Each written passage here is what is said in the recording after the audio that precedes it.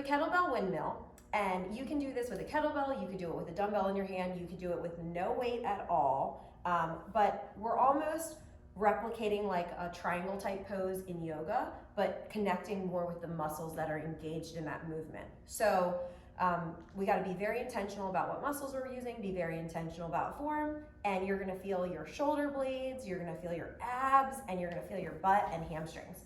So I'm going to start, whichever side I'm starting on, that other leg is just going to be slightly forward, and I'm locked out, so all my weight is back down through that shoulder blade on my right side where the weight is.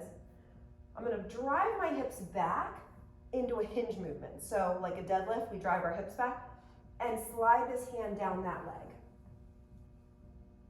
Then I'm open as big as I can with my chest, and then I squeeze my bottom and twist back to center. So I'm showing you from the side so that you can see the hinge type movement that's involved. From the front, it looks more like this. So it's okay to have a slight bend in your knees, but I'm looking up at that weight the whole time, squeezing the core and the butt to get me back to center. And if you start to feel this, like you're gonna notice that if your arm stops staying stable right over, if you start to lose that form with your shoulder, you're gonna feel it. It's gonna become a lot more challenging. So it does help to just have a little bit of weight up there. The more weight you have, the more challenge it's gonna be on your muscles, obviously. So that's what that looks like. Then we can switch sides.